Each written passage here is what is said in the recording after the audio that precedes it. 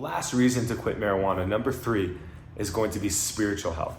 Now, this is the one I said wait for, because this one is a really good one.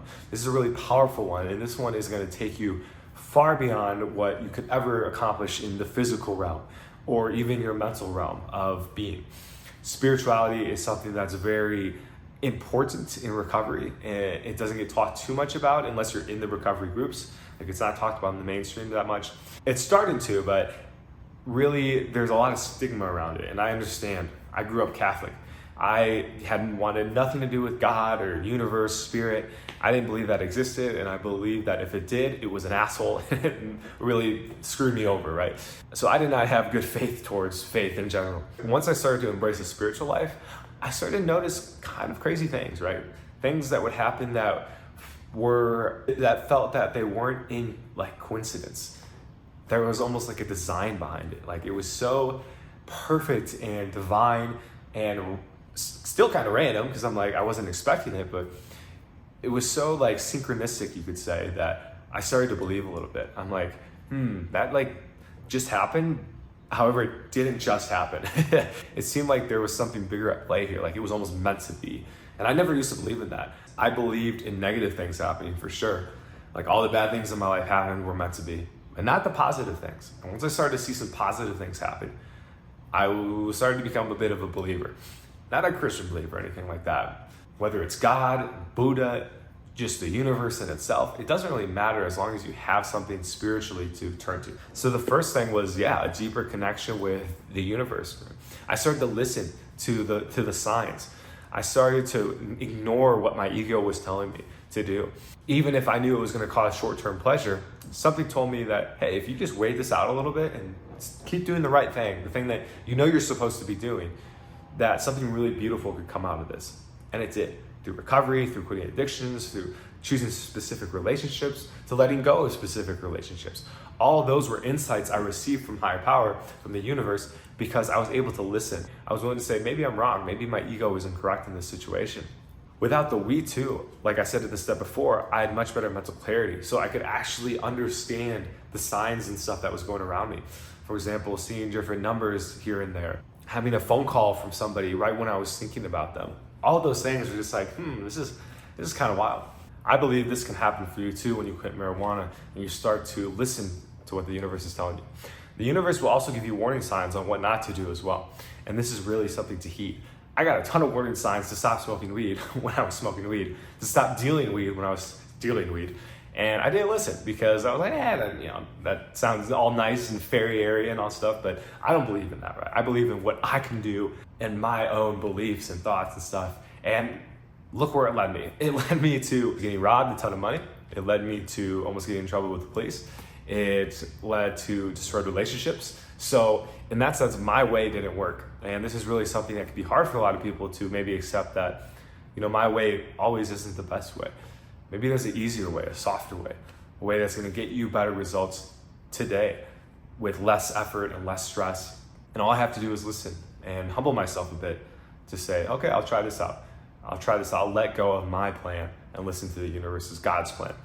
So something really powerful there. Comment down below if you can relate to this and what your experience was with spirituality and the universe, higher power, God has been for yourself. The second improvement with spiritual health that comes from quitting marijuana is you become willing to serve. You stop being selfish, self-centered. One of the biggest pillars in recovery is being of service, right? When I was in recovery groups, my sponsor would have me start doing little basic things like picking up after the meeting, picking up chairs, and I had resistance. I was like, no, I don't want to do this. But I was a very selfish person. I always put my needs first in front of other people's. I was never interested in other people unless it directly benefited me. And therefore my relationships really sucked because no one wanted to hang out with me. What quitting marijuana did and diving into a spiritual life taught me is that a huge purpose and reason to live is to be of value to other people, to share what I've learned and to help people grow. Same with you. Like, once you get through this, you're going to be able to help other people in a lot of ways. Maybe you're already helping people. Maybe you're in a helping profession. Maybe you just like being of service, but you find that you can't do it as much as you'd like because you're kind of tied to the weed, and the weed's like, obviously like, yeah, don't go help and volunteer. Smoke me all day. Something really powerful then that happens when you quit marijuana is you want to be of service. You want to start giving. That is such a huge part of being alive and being human, is to help our other fellow man or animals or just society as a whole, right? Really take our time to give back. And why this is so powerful too is because it makes us feel good. You could say selfishly, that pun intended, that being of service is the best way to feel good in the moment and long term as well. Right? So although you want to get to the place where you can help and not expect anything in return, which is a process and it's not easy by any means, let me tell you, once you start to embrace that, embody that, you will walk with a different attitude. You will walk with a different spirit. You will hold your head a little higher. You'll be able to do fun things for yourself because you know you were of service earlier that day or maybe that week or whatever may have you. The way I look at it is it gives me permission to do the things I want to do, right? Without guilt and without being selfish, because I know that in other areas of my life, I am being of help and service to others. So this YouTube channel came from that. Although I do sell products on this, and I'll tell you, I don't make a lot of money from YouTube AdSense or whatever.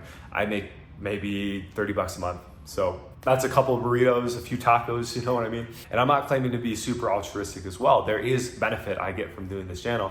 When I keep the reason of doing this into helping, it's a lot more enjoyable. And it makes me do it even though maybe the vid doesn't get a lot of views. A lot of my videos get demonetized because I talk about weed. So I make maybe a few cents off those videos, which, okay, I'm not doing all this for a few cents, let me tell you. So really, when you find that thing for you that gives you joy and value and helps you give to other people, you'll find that your relationships get much better as well. You find that people want to be around you more because they know that you're going to be somebody that is going to be a good listener. You're going to offer tips and tricks if they ask. You're going to be asking questions and trying to find more about their situation. And people like that. I like that too.